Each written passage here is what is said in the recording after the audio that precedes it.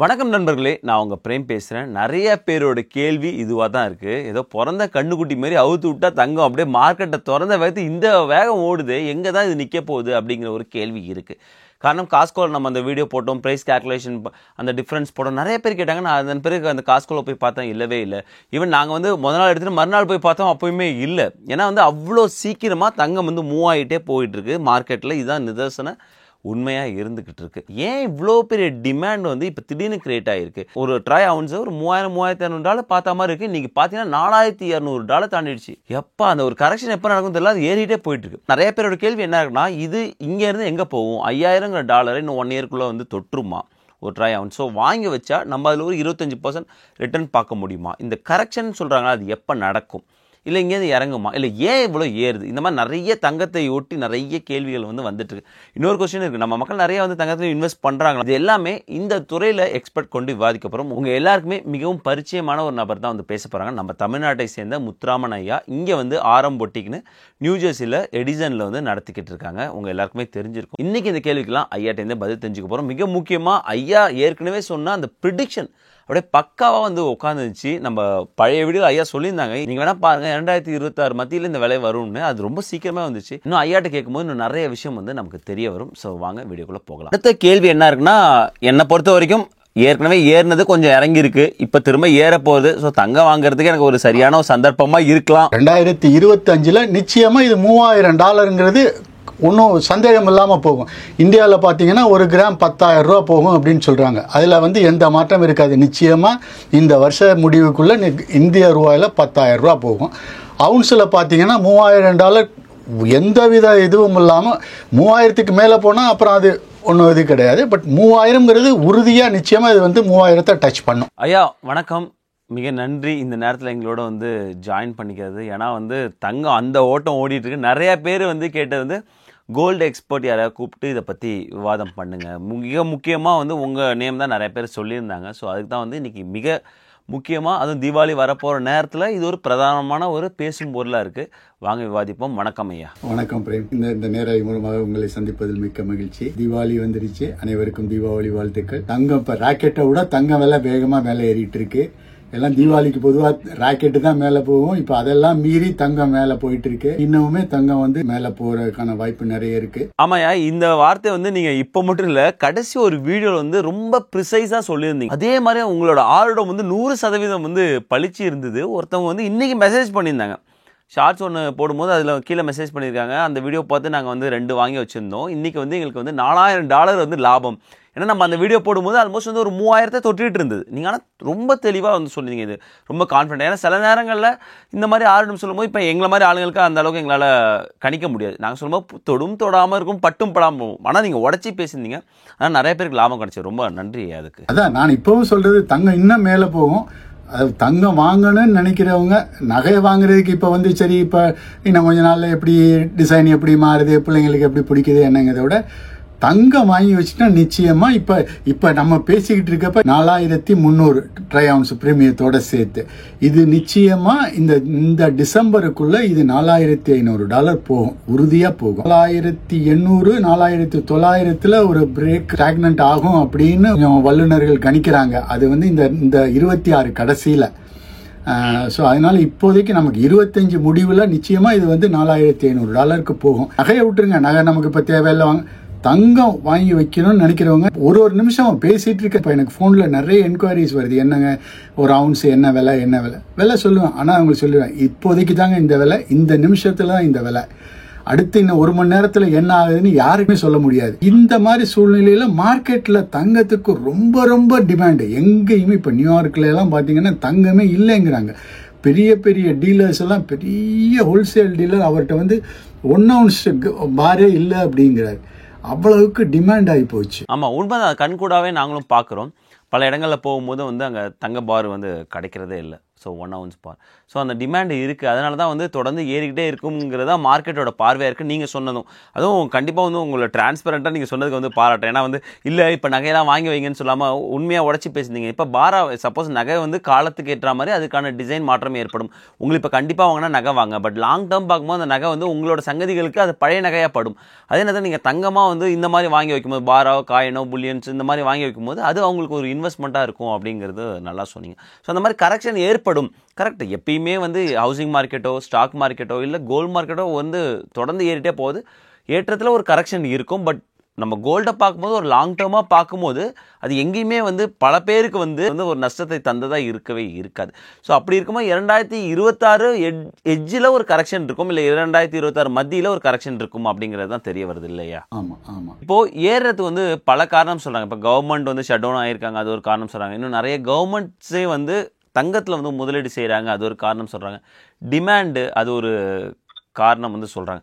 இந்த தீபாவளி இந்த மாதிரி ஃபெஸ்டிவல் வர்றதுனாலுமே தங்கம் விலை ஏறுமா, இல்லை அதெல்லாம் தீபாவளிக்கு ஏறுறது அப்படிலாம் கிடையாது? இல்லை இல்லை, ஆல் ஓவர் வேர்ல்டு மார்க்கெட்டில் டிமாண்டு பார்த்தீங்கன்னா தீபாவளிக்காக வர்றது மேபி 1% இருந்தால் இருக்கும். பெரிய இதனோட விலையேற்றத்துக்கு என்ன காரணம்னு கேட்டால் எல்லா கவர்மெண்ட்டுமே எல்லாம் கவர்மெண்ட் பாண்ட்லேருந்து இது பண்ணி பாண்டெல்லாம் ரிலீஸ் பண்ணி கோல்டில் இன்வெஸ்ட் பண்ணுறாங்க. Especially China. இந்த பெரிய விலையேற்றத்துக்கு காரணம் மெயின் ரீசன் சைனா தான். சைனாவில் வந்து இப்போ நான் கேள்விப்பட்டவரை அவங்க வந்து ஜென்ரலாக பப்ளிக்கே ஒரு அலர்ட் கொடுக்குறாங்க, யாரும் வந்து இதை வச்சுக்காதீங்க, எண்ணு வச்சுக்காதீங்க, எல்லாம் யார் யாருக்கு எப்படி முடியுமோ அதை வந்து நீங்கள் கோல்டாக மாற்றி வச்சுக்கோங்கன்னு கவர்மெண்ட்டே அங்கே ஜென்ரல் பப்ளிக்குக்கே ஒரு இன்ஸ்ட்ரக்ஷன் கொடுத்துருக்காங்கன்னு சொல்லி நான் கேள்விப்படுறேன். அதனால தான் இது வந்து இதாகிட்டு இருக்கு. சைனாவுக்கு அடுத்து ஜப்பான் பூரா எல்லாம் அவனோட பாண்டை பூரா ரெடீம் பண்ணி பூரா கோல்டில் தான் இன்வெஸ்ட் பண்ணுறாங்க. அவங்கெல்லாம் டன்னு கணக்காக பண்ணுறாங்க. தீபாவளி ஆல் ஓவர் இது எடுத்துட்டிங்கன்னா மேபி ஒரு 10 டன்னு, இந்தியாவில் வந்து ஒரு 2-3 டன் இந்த தீபாவளிக்காக விற்பனை ஆகும். மற்ற உலகம் பூரா எடுத்துட்டிங்கன்னா ரொம்ப கூடுதலாக போச்சுன்னா ஒரு 2 டன், மொத்தத்தில் ஒரு 5 டன்னு தான் வந்து இந்த தீபாவளிக்காக நகை விற்கும். மற்றபடி இன்வெஸ்ட் பண்ணுறவங்க எல்லாம் இப்போ நம்ம ஆளுங்களே நிறைய வந்து கோல்டில் வாங்கி இன்வெஸ்ட் பண்ணுறாங்க. இப்போ வேற எந்த இதில் நீங்கள் இன்வெஸ்ட் பண்ணீங்கன்னாலும் அவ்வளோக்கு ரிட்டர்ன் கிடையாது. இப்போ நீங்கள் இதை பேங்க்கில் இதை டெபாசிட் பண்ணி வச்சுருந்தீங்கன்னா கூட இப்போ இங்கெல்லாம் அமெரிக்காவில் வந்து உங்களுக்கு ரொம்ப ரிட்டர்ன்ஸுங்கிறது ரொம்ப கம்மியாக இருக்கும். இப்போ இந்தியாவிலே வந்து 6%, 7% அதுக்கு மேலே கிடைக்கிறது கிடையாது. இங்கே வந்து 3 to 4% மேக்ஸிமம் அமெரிக்காவில் கிடைக்கும். அது உங்களுக்கு நல்லா தெரியும். அதே சமயத்தில் கோல்டில் இன்வெஸ்ட் பண்ணீங்கன்னா 2 இயர்ஸுக்கு முன்னாடி நான் சொன்ன மாதிரி ஒரு 1600 ரூபாய்க்கு வாங்கினது இன்னைக்கு வந்து 4000, மோர் தேன் டபுள், 100%க்கு மேலே வந்து இன்க்ரீஸ் ஆகிருக்கு. கேஷ் வச்சுருக்கவங்க கோல்டில் வாங்கி வச்சுட்டிங்கன்னா உங்களுக்கு நல்லதாக இருக்கும். ரெண்டாவது, நீங்கள் ஃப்யூச்சரில் இல்லை இப்போ நம்ம வாங்கி வச்சுருக்கோம், இன்னும் 10 வருஷம் கழிச்சு நம்ம பொண்ணுக்கு எதாவது நகை பண்ணால் அப்போ அந்த பிள்ளைக்கு என்ன டிசைன் பிடிக்குதோ அப்போ நீங்கள் அதை கொடுத்து ஒன்று மாற்றிக்கலாம், இல்லை அந்த பிள்ளைக்கு பிடிச்ச மாதிரி இதே கொடுத்து மாற்றிக்கலாம், இல்லை அன்னைக்கு விலைக்கு இந்த கொடுத்துட்டு நீங்கள் அது எப்படியோ, ஏன்னா கோல்டாக இருக்கிறது வந்து இட்ஸ் லைக் அ கேஷ், அதை நீங்கள் எப்படி வேணாலும் செலவு பண்ணிக்கலாம். அதனால இன்னைக்கு வாங்கணும்னு நினைச்சா இப்பவே தங்கத்தை வந்து தீபாவளிக்கு முன்னாடியே நீங்க வாங்கணும்னா ரொம்ப நல்லது. அது தனித்தர சமயத்துல டிமாண்ட் அதிகமா இருக்கும், சப்ளை கம்மியா இருக்கும், டிமாண்ட் அதிகமா இருக்கும். ஸோ நீங்க இடையில வந்து சொன்னீங்க நிறைய நம்ம ஆளுங்க வந்து இன்வெஸ்ட் பண்ண வந்து முனைகிறாங்க தங்கத்துல. ஸோ நான் யூஎஸ்ல உள்ள மக்களை பத்தி கேட்கறேன். அதாவது உங்களோட கஸ்டமர்ஸ்லாம் இருப்பாங்க. So gold bars, gold coins அந்த மாதிரி வாங்கி வைக்கிறாங்களா? நிறைய. நான் இப்ப இன்னைக்கு கூட வந்து ஒருத்தங்களுக்கு அவங்க 3 நாளாக சொல்லி வச்சிருந்தாங்க பாரு. அப்புறம் நேற்றுக்கு நைட்டு தான் எனக்கு பார் வந்துச்சு. இன்னைக்கு அனுப்புறேன். இப்போ கொஞ்சம் டிமாண்டுக்குன்னா இல்லைன்னா மற்றபடி எனக்கு டெய்லி எப்படியாவது 2 ஆர்டர் 3 ஆர்டர் நான் ஷிப்பிங் பண்ணிட்டு தான் இருக்கேன். இங்கே எனக்கு லோக்கலில் இருக்கவங்கள விட உங்கள் மூலியமாக என்னை வெளி உலகுக்கு தெரிஞ்சவங்க, அமெரிக்காவில் இருக்க மற்ற ஸ்டேட்டில் இருக்கவங்க நிறைய பார் தான். ஏன்னா எல்லாருக்குமே அதே தான். எல்லாரோட பிள்ளைங்களாம் சின்ன பிள்ளைங்களா இருக்காங்க. எனக்கு 10 வயசு பிள்ளை, 12 வயசு பிள்ளை. இப்போ நான் அதுக்கு வாங்கி வைக்கிற நகை வந்து நாளைக்கு அவளுக்கு பிடிக்குமான்னு தெரியல.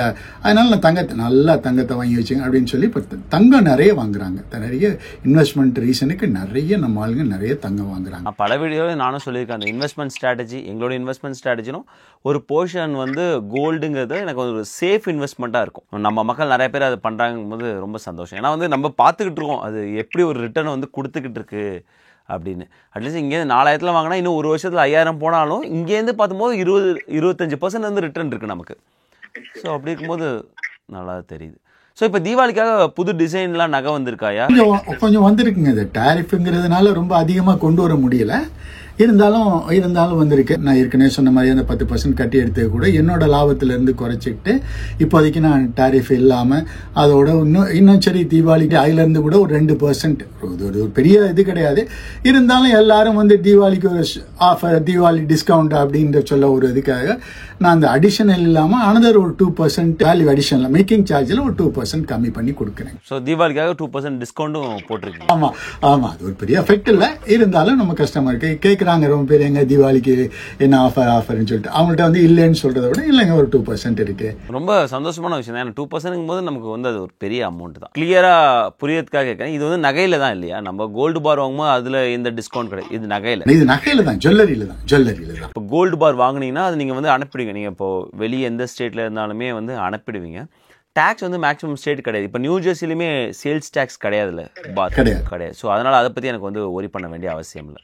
அண்ட் நீங்கள் சொன்ன மாதிரி டேரிஃப்லையுமே வந்து gold bar bullions tariff exempt. So அதை பற்றி நான் வந்து ஒரி பண்ண வேண்டிய அவசியம். அது ஒன்லி அந்த டேரிஃப் வந்து ஒன்லி ஜுவல்லரிக்கு தான் வரும். ஜுவல்லரிக்குமே நீங்கள் சொன்ன மாதிரி வந்து பழைய 10% டேரிஃபில் தான் நீங்கள் நம்ம கஸ்டமருக்கு நான் யாருக்கும் டேரிஃப் போடலை. ஓகே. ஸோ அதுவுமே வந்து சந்தோஷமான ஒரு விஷயம் தான். அண்ட் தீபாவளிக்கு வந்து நீங்கள் வந்து இன்னும் சந்தோஷமாக 2% வந்து டிஸ்கவுண்ட் சொல்லியிருக்கீங்க. கண்டிப்பாக மக்களுக்கு ஒரு நல்ல செய்தியாக தான் இருக்கும். இன்னொரு லாஸ்ட்டாக ஒரு வீடியோ நாங்கள் போட்டிருந்தோங்க. அதில் வந்து நிறைய பேர் கேட்டது இந்த கோல்டு வந்து எப்படி சேஃபாக ஸ்டோர் பண்ணலாம் அப்படிங்கும்போது நீங்கள் கூட ஒரு வீடியோவில் சொல்லியிருந்தீங்க. அது வந்து பேங்க்கில் வைக்கலாம், பேங்க் லாக்கரில் வைக்கலாம், அது ஒரு ஆப்ஷன் அப்படின்னு சொல்லியிருந்தீங்க. ஸோ வீட்டில் சேஃபில் வச்சுக்கலாம். இல்லை இன்னொருத்தவங்க என்ன சொல்லியிருந்தாங்கன்னா நிறைய பேங்க் சேஃப் வந்து அது லாக்கர் வந்து தரமாட்டுறாங்க, இல்லைனா அவைலபிலிட்டி இருக்க மாட்டுது, நிறைய பேங்க்ல இல்லை. ஸோ கிரெடிட் யூனியன் அந்த மாதிரி இல்லைனா பிரைவேட் செக்யூரிட்டி அந்த மாதிரி போகலாமாயா? போகலாம், நல்லா போகலாங்க. ஏன்னா இப்போ நம்ம இந்தியன்ஸ் அதிகமாக இருக்கோம். அங்கே உள்ள அந்த ஏரியாவில் இருக்கக்கூடிய பிரான்ச்சில் தான் ரொம்ப லாக்கருக்கு வந்து ரொம்ப டிமாண்ட் இருக்குது. மற்ற இடத்துலலாம் இப்போ எக்ஸாம்பிள் இங்கே நியூ ஜெர்சிலலாம் உங்களுக்கு லாக்கர்லாம் கிடைக்கிறது கொஞ்சம் கஷ்டம். ஆனால் இப்போ ப்ரைவேட் லாக்கர் வந்துடுச்சு. பட் எல்லாமே ஒன்று தான். எல்லாம் அவங்க கரெக்டாக எல்லா நாம்ஸும் அவங்க வந்து கவர்மெண்ட் இதுபடி என்ன ரூல்ஸ் படி அந்த சேஃப் வால் அதெல்லாம் அவங்க நாம்ஸ் படி தான் பண்ணுவாங்க. அதனால பிரைவேட்டுக்கும் கவர்மெண்ட் இதுக்கு பேங்க்குக்கும் ஒன்றும் வித்தியாசம், எதில் வேணாலும் வந்து இது பண்ணலாம். பட் இன்சூரன்ஸுங்கிறது வந்து நீங்கள் உங்கள் பர்சனல் ஜுவல்லரிக்கு நீங்கள் இன்சூரன்ஸ் பண்ணி வச்சுக்கிறது நல்லது. பட் அது இல்லாமல் நீங்கள் ப்ரைவேட்டாக போனீங்கன்னா அவங்களை கேட்டால் சொல்லுவாங்க இது எப்படிங்க இன்சூரன்ஸ் எப்படி கவர் ஆகும். சில பேர் அதுக்கு வந்து அவங்க மில்லியன் கணக்காக அதுக்கு வந்து இன்சூர் பண்ணி வச்சிருப்பாங்க, அது கவர் ஆகும். நம்ம போய் டிஸ்க்ளோஸ் பண்ணுறது கிடையாது. இன்னைக்கு நான் வந்து 100 பவுன் தங்கம் வைக்கிறேன், 100 கிராம் தங்கம் வைக்கிறேன், ஒரு டைமண்ட் மோதிரம் ஸ்டெட் வைக்கிறேன், அந்த மாதிரி நம்ம அதில் டிஸ்க்ளோஸ் பண்ணுறதுக்கு அவசியம் கிடையாது. என்ன வைக்கிறோங்கிறது இது வந்து நம்ம பர்சனல் இது. அதனால நீங்கள் பர்சனல் ஜுவல்லரியை வந்து நீங்கள் உங்க பர்சனல் இன்சூரன்ஸ்ல நீங்க இன்சூர் பண்ணி வச்சுக்கிட்டீங்கன்னா அது ஒரு சேஃப். அது இல்லாம ஒரு காமனா அந்த சேஃப் வச்சிருக்கவங்க, அந்த லாக்கர் வச்சிருக்கவங்க அவங்களும் இன்சூரன்ஸ் வச்சிருப்பாங்க. அது நீங்க போறதுக்கு முன்னாடி அவங்கள்ட்ட அவங்களோட சந்தேகங்களை கேட்டுட்டீங்கன்னா நிச்சயமா அவங்க சொல்லுவாங்க. பெட்டர் நீங்க வந்து எங்க ஒரு சேஃபான ஒரு லாக். ஏன்னா எல்லாரும் வீட்டில் பெருசா லாக்கர் வாங்கி வச்சுக்க முடியாது. ஒன்று அது வெயிட் அதை மூவ் பண்றதும் ரொம்ப கஷ்டம், ரெண்டாவது காஸ்ட்லியாகவும் இருக்கும். அதனால நீங்க பிரைவேட்லயோ இல்லை இந்த மாதிரி பேங்க் லாக்கர், சின்ன லாக்கர் கிடைச்சா கூட போதும். உங்களுக்கு கோல்டு சில்வர் வைக்கிறதுக்கு, பார் வைக்கிறதுக்குலாம் சின்ன லாக்கர். நியூ ஜெர்சிலாம் எடுத்தீங்கன்னா 90% ஆஃப் நம்ம இந்தியன்ஸ் வந்து எல்லாருமே லாக்கர் வச்சிருக்கவங்க தான் இருக்காங்க.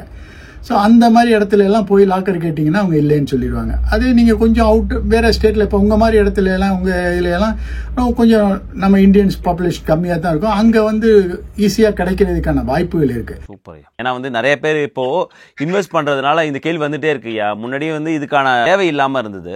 இப்போ பார்த்தீங்கன்னா இந்தியா அடிக்கடி யாரும் போயிட்டு வரது கிடையாது. ஸோ இங்கே இருக்கிறாங்க. ஸோ இங்கே கோல்டு நம்ம இன்வெஸ்ட் பண்ணி வைப்போமே, ஒரு ரிட்டர்ன் பார்ப்போமே 1 year 2 yearங்கும் போது அதை சேஃபாக வைக்கணுங்கிறதுக்காக இந்த ஒரு கேள்வி வருதுயா. லாஸ்ட் வீடியோவில் வந்து நீங்கள் சொல்லியிருந்தீங்க அட்லாண்டா அந்த போகிற பிளான் இருக்குது. அதாவது வந்து போன வருஷமும் போட்டிங்க, இந்த வருஷமும் ஷோ போடுற பிளான் இருக்காயா? இதேதான். அங்க இருந்தவங்களும் நிறைய என்னங்க வந்து ஒரு வருஷம் ஆச்சு நீங்க வரலையான்னு நிறைய கேட்டிருந்தாங்க. தீபாவளிக்கு முன்னாடி அவங்களும் ரொம்ப கூப்பிட்டாங்க. இல்லைங்க தீபாவளிக்கு முன்னாடி எனக்கு இங்க உள்ள கொஞ்சம் அது இருக்க எல்லாம் வருவாங்க அப்படின்னு சொல்லிட்டு நவம்பர் 1, 2 சனி ஞாயிறு அட்லாண்டால மேரியட் ஹோட்டல்ல சேல் வச்சிருக்காங்க. அந்த ஏரியாவில் இருக்கக்கூடிய கஸ்டமர்ஸ் நீங்க வந்தீங்கன்னா உங்களுக்கு பார்த்து உங்களுக்கு இது பண்ணிக்கலாங்க. மறக்காம போயிடுங்க மக்களே. நவம்பர் 1, 2 ஹாலோவீனுக்கு மறுநாள் வருது.